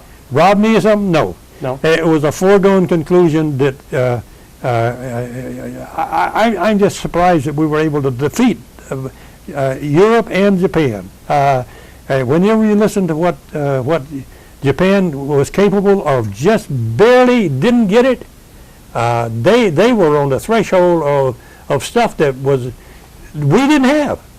They had 6 submarines that they were building that were carried 2 planes on each submarine, and they were going to be jets, and they could have taken out the Panama Canal, and I don't know, you've never been through the canal, but one bomb in the Panama Canal could have rendered that absolutely no way communication between the Pacific Ocean and the Atlantic Ocean.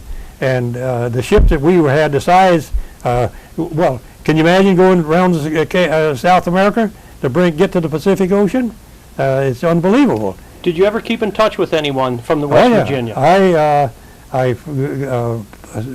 The guy that pulled me out, I went on 3 times. I went with him in the last 10 years to a reunion for the West Virginia. And Where were they held? they were held in Portland, Oregon, and Salt Lake City, and Norfolk. And he went, and I maintained a good relation. He turned out to be a millionaire. He got out of the service in 6 years, like I did, and he served on the time on the West Virginia. He went back to the West Virginia when he went to Bremerton, Washington. And the West Virginia had a good account for themselves during the removal of Japan from the Philippine Islands. West Virginia got credit for sinking 1 battleship and aided in 2 or 3 cruiser battles. The West Virginia was raised and refitted and joined the war back to effort. Bremerton, Washington. And if you wanted to, I didn't know this at the time, I wouldn't have gone anyway, but if you wanted to, if your skipper on your ship could not refuse to let you go back to West Virginia if you requested it in writing. Now, Owen Brown requested it in writing because he was having trouble on the destroyer, and they said they would go to court-martial and blah, blah, but that was all talk. And Owen stayed on the West Virginia and refitted it, but got the asbestos and poison, lung poison, and died 2 years ago from it. And he turned out to be, he and I communicated the most of anybody. Now I'm going only to one guy, Gene Johnson from Wisconsin, and Scott Colson from California. I call Scott. Now, I don't call Gene. Scott I knew on the destroyer Elliott and also West Virginia. We started together. He's the only fireman that stayed on the Elliott. Now, he got known a chief pretty good, and he was satisfied. And the Elliott earned 13 battle stars. That's how they were in 13 battles and won because they still afloat. And I didn't participate in any of those battles at all. I missed the Midway battle by just a few days, but I wasn't in the but they went through Guadalcanal. They stayed in Guadalcanal and tangled, and they were there the night the 3 cruisers. They picked up survivors off the the Quincy, Vincent, and Astoria, and the Australian cruiser Canberra. The Japs wiped him out in 20 minutes one night. And that was another thing that I was telling you. You know, we hadn't got a win until, and that was one of the things. Bill, I have one last question for you, and that's about one of the items that you have in your display case, the two pens, the pen and pencil set that you have. Can you tell me the story about those? No, it's not a pen and pencil set. Sorry to correct you. It's two fountain pens. Okay. A week before, or a few days before the raid, I was in Honolulu. And one of the pens had no right. They had you siphoned the ink in them. You know, it had a rubber holder in it. And I went to Cress's, and you went where? Cress's, 5 and 10 cent store in Honolulu, Cress's. And I said I wanted to get a fountain pen. The lady, the little gal brought me over. She said, "Would you like your name on it when I bought it?" I said, "Sure." I don't know what I paid for it. I think a couple of dollars. I don't know, because you could milk your own ink in it. You had to have an ink bottle to get your ink. And that was the two pens were in, they call the steamer locker. You had a regular locker and you had a steamer locker. Your steamer locker, because you were an engineer, you could wear dungarees, and dirty shoes, and you had your locker to put it in so it didn't mess up your good clothes. And it was a narrow little locker. And I had that and some change. They shipped my father the two pens, a quarter and a nickel and 2 pennies that they recovered out of the steamer locker. Now $300 was in my wallet and buried under the clothes on the other. They couldn't find those. And you never have your name in the wallet. You couldn't find out whose wallet that was. And besides, I had the lockers were assigned to you. Bill Langston was assigned locker number 23 or 74, 695.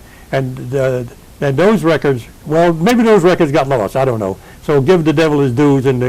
But the people that were salvage crew couldn't find out. But now, and my father shipped it. The cover letter with it got misplaced. I sent a letter to the Navy, and they searched for 6 months for that cover letter that was saying that yes, we mailed Claude Langston of Lamar, South Carolina, package. We don't know what was in it, but a package that. Because of the salvage from West Virginia. So I have no way of proving that those two pens come off as West Virginia. I know it. But you know it. I know it. And they have never even been, the oil has never been cleaned off of them. And because my name is on the side, and I had it put on when I had that whole thing ordered from South Carolina, I had the plate put down the amount of time I spent on the West Virginia, and the time I spent in the Navy, and a plaque saying, on that was a brass plaque saying those two pens were salvaged off to West Virginia, whatever. And I'm real happy about that thing. I was going to send it to Parkinson, West Virginia.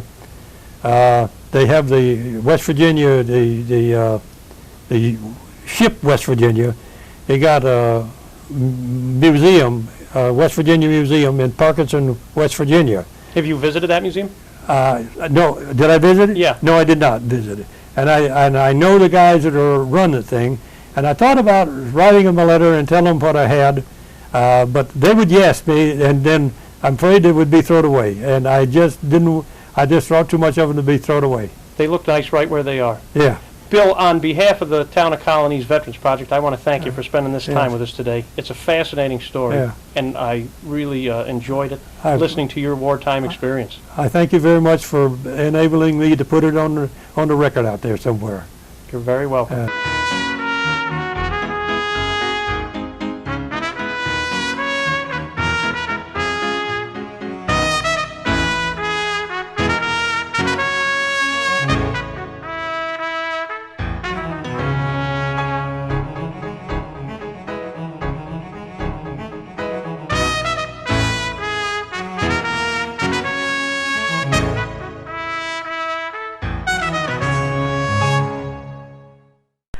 Welcome to Channel 17, the Town of Colonie Government Channel.